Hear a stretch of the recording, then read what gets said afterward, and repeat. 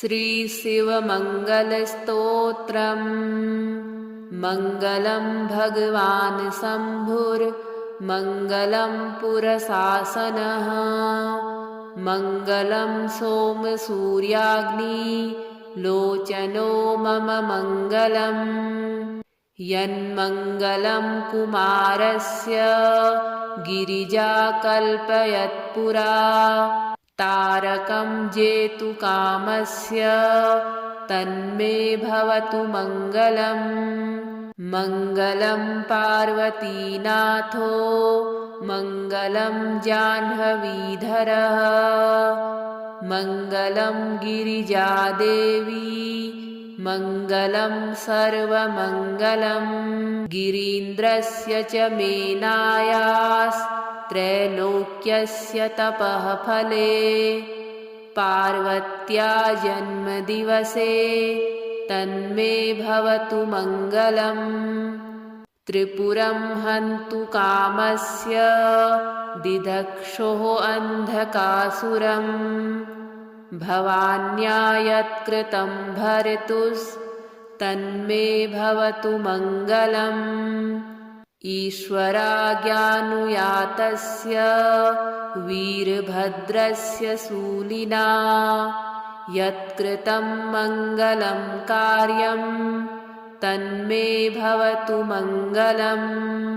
हारभूषणकेयूरलीलाभुजगभूषयोः शिवयोः सदृशो द्वाहे तन्मे भवतु मङ्गलम्। यः शिवो नाम रूपाभ्यां या देवी सर्वमङ्गला। तयोः संसरणात् पुंसां सर्वतो जयमङ्गलम्। मङ्गलं भगवान् शम्भुर्मङ्गलं पुरशासनः। मङ्गलं सोमसूर्याग्निलोचनो मम मङ्गलम्। यन्मङ्गलं कुमारस्य गिरिजाकल्पयत्पुरा। तारकं जेतुकामस्य तन्मे भवतु मङ्गलम्। मङ्गलं पार्वतीनाथो मङ्गलं जाह्नवीधरः। मङ्गलं गिरिजादेवी मङ्गलं सर्वमङ्गलम्। गिरीन्द्रस्य च मेनायास्त्रैलोक्यस्य तपः फले।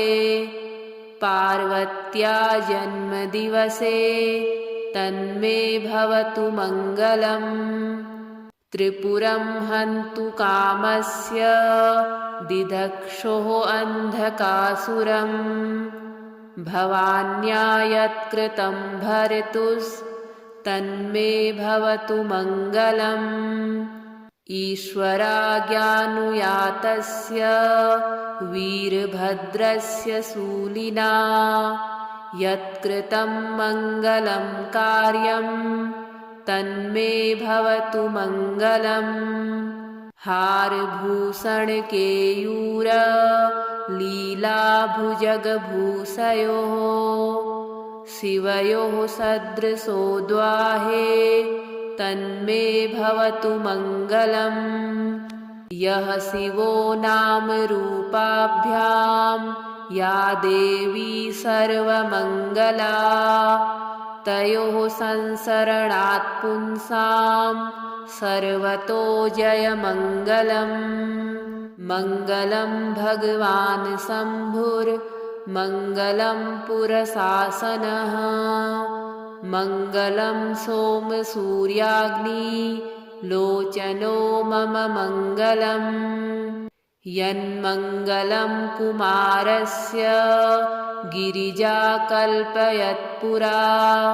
तारकं जेतुकामस्य तन्मे भवतु मङ्गलम्। मङ्गलं पार्वतीनाथो मङ्गलं जाह्नवीधरः। मङ्गलं गिरिजादेवी मङ्गलं सर्वमङ्गलं गिरीन्द्रस्य च मेनायास्त्रैलोक्यस्य तपः फले पार्वत्या जन्मदिवसे तन्मे भवतु मङ्गलम् त्रिपुरं हन्तु कामस्य दिदक्षोः अन्धकासुरम् भवान्या यत्कृतं भर्तुस्तन्मे भवतु मङ्गलम् ईश्वराज्ञानुयातस्य वीरभद्रस्य शूलिना यत्कृतं मङ्गलं कार्यं तन्मे भवतु मङ्गलम् हारभूषणकेयूरलीलाभुजगभूषयोः शिवयोः सदृशोद्वाहे तन्मे भवतु मङ्गलम् यः शिवो नाम रूपाभ्यां या देवी सर्वमङ्गला तयोः संसरणात् पुंसां सर्वतो जयमङ्गलम् मङ्गलं भगवान् शम्भुर्मङ्गलं पुरशासनः मङ्गलं सोमसूर्याग्निलोचनो मम मङ्गलम् यन्मङ्गलं कुमारस्य गिरिजाकल्पयत्पुरा तारकं जेतुकामस्य तन्मे भवतु मङ्गलम् मङ्गलं पार्वतीनाथो मङ्गलं जाह्नवीधरः मङ्गलं गिरिजादेवी मङ्गलं सर्वमङ्गलं गिरीन्द्रस्य च मेनायास्त्रैलोक्यस्य तपः फले पार्वत्या जन्मदिवसे तन्मे भवतु मङ्गलम् त्रिपुरं हन्तु कामस्य दिदक्षोः अन्धकासुरम् भवान्या यत्कृतं भर्तुस्तन्मे भवतु मङ्गलम् ईश्वराज्ञानुयातस्य वीरभद्रस्य शूलिना यत्कृतं मङ्गलं कार्यं तन्मे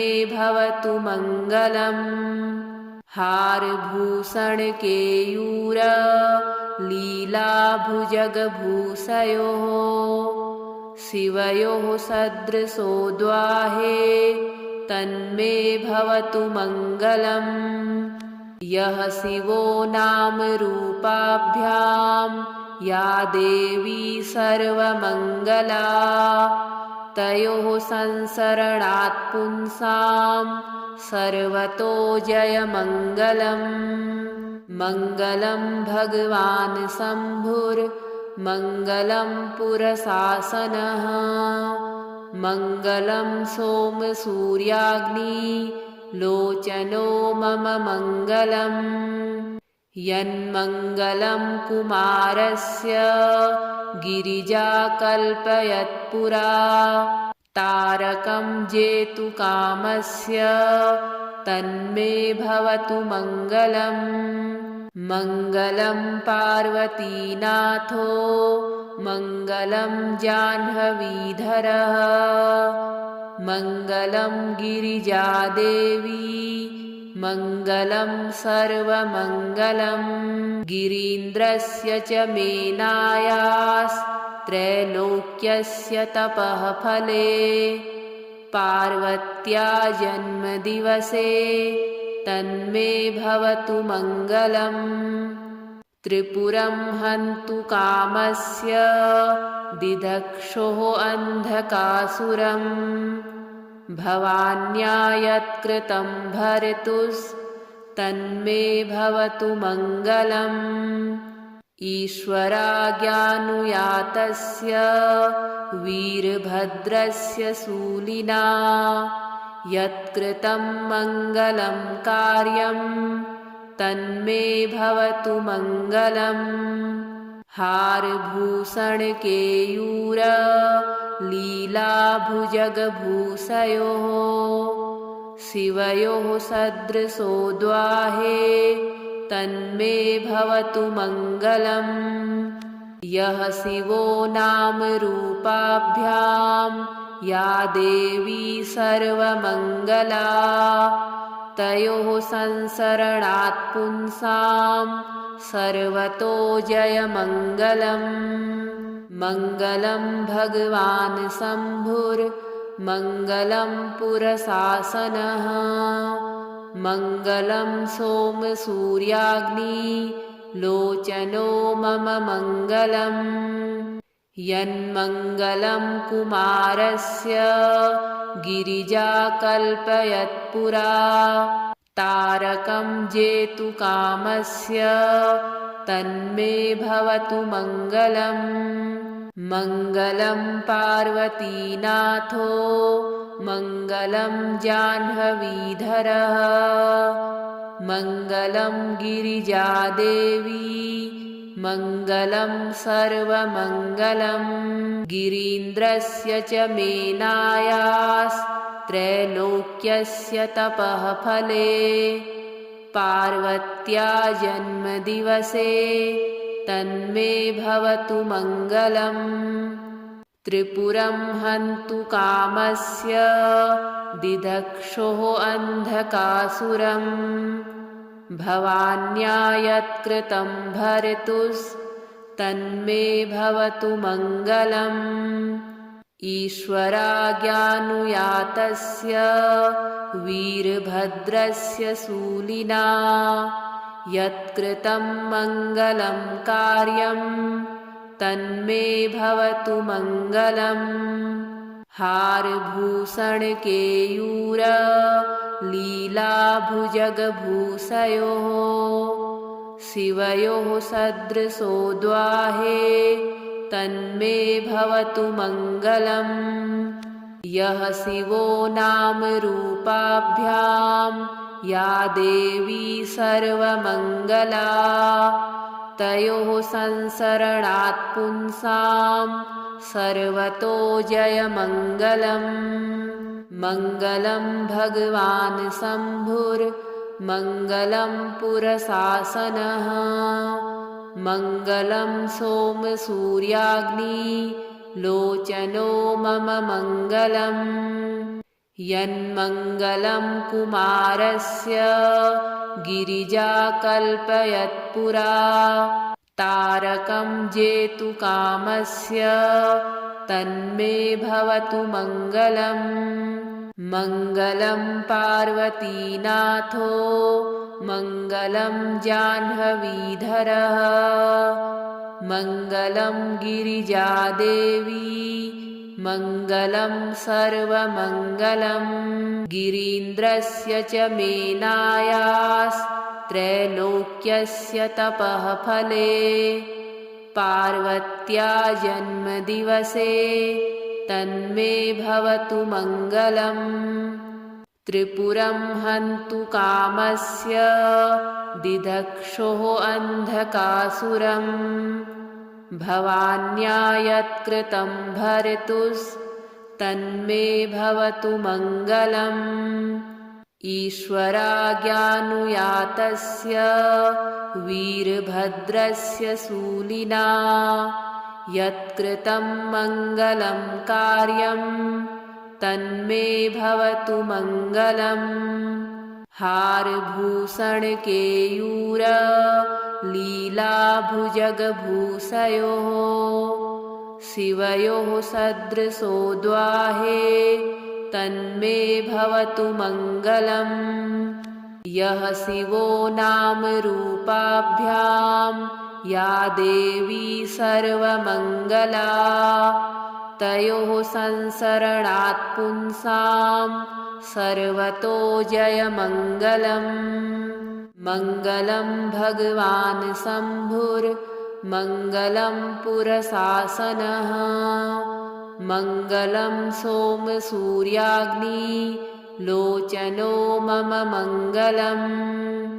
यन्मङ्गलं कुमारस्य गिरिजा कल्पयत्पुरा तारकं जेतुकामस्य तन्मे भवतु मङ्गलम् मङ्गलं पार्वतीनाथो मङ्गलं जाह्नवीधरः मङ्गलं गिरिजादेवी मङ्गलं सर्वमङ्गलम् गिरीन्द्रस्य च मेनायास्त्रैलोक्यस्य तपः फले पार्वत्या जन्मदिवसे तन्मे भवतु मङ्गलम् त्रिपुरं हन्तु कामस्य दिदक्षोः अन्धकासुरम् भवान्या यत्कृतं भर्तुस्तन्मे भवतु मङ्गलम्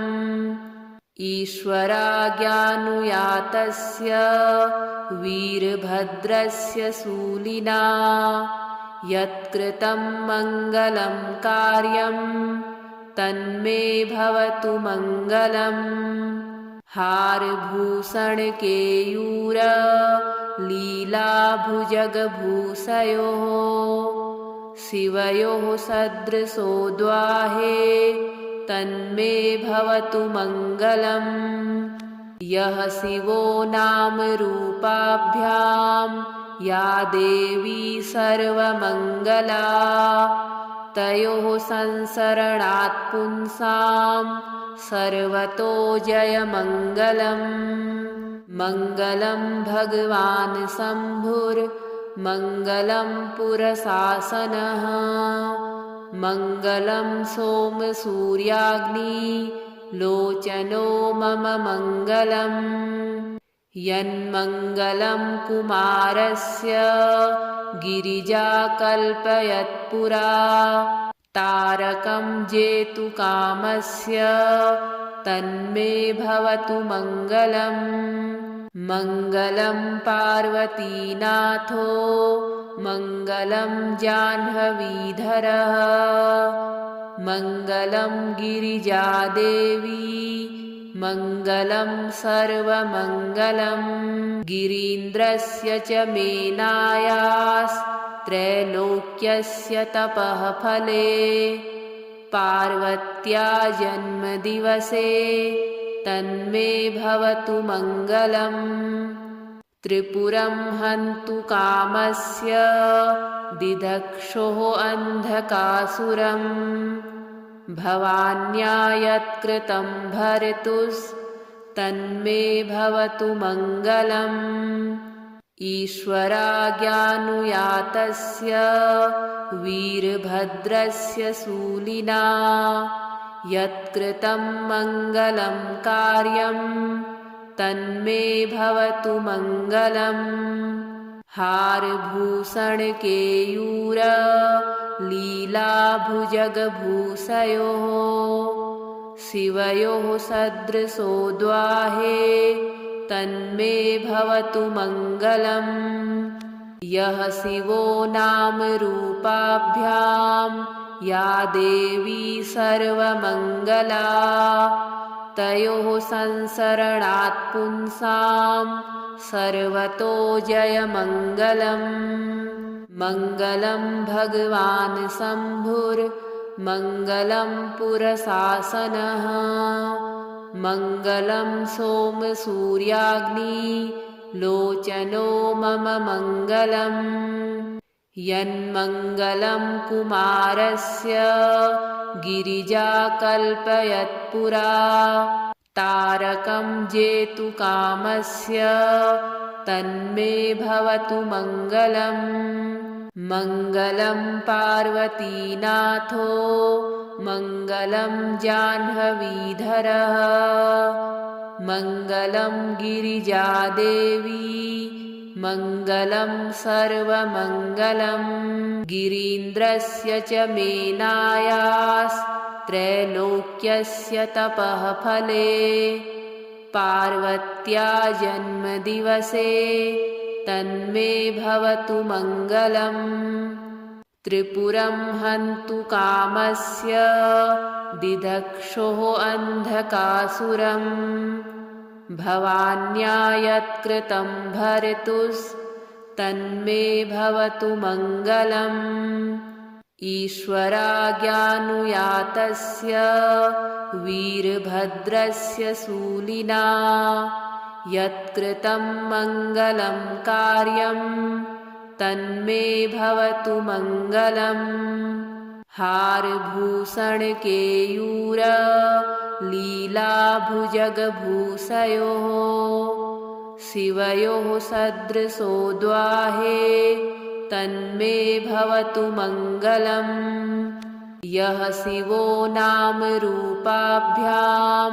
या देवी सर्वमङ्गला तयोः संसरणात् पुंसां सर्वतो जयमङ्गलम् मङ्गलं भगवान् शम्भुर्मङ्गलं पुरशासनः मङ्गलं सोमसूर्याग्निलोचनो मम मङ्गलम् यन्मङ्गलं कुमारस्य गिरिजाकल्पयत्पुरा तारकं जेतुकामस्य तन्मे भवतु मङ्गलम् मङ्गलं पार्वतीनाथो मङ्गलं जाह्नवीधरः मङ्गलं गिरिजादेवी मङ्गलं सर्वमङ्गलम् गिरीन्द्रस्य च मेनायास्त्रैलोक्यस्य तपः फले पार्वत्या जन्मदिवसे तन्मे भवतु मङ्गलम् त्रिपुरं हन्तु कामस्य दिदक्षोः अन्धकासुरम् भवान्या यत्कृतं भर्तुस्तन्मे भवतु मङ्गलम् ईश्वराज्ञानुयातस्य वीरभद्रस्य शूलिना यत्कृतं मङ्गलं कार्यं तन्मे भवतु मङ्गलम् हारभूषणकेयूर लीलाभुजगभूषयोः शिवयोः सदृशोद्वाहे तन्मे भवतु मङ्गलम् यः शिवो नामरूपाभ्यां या देवी सर्वमङ्गला तयोः संसरणात् पुंसां सर्वतो जयमङ्गलम्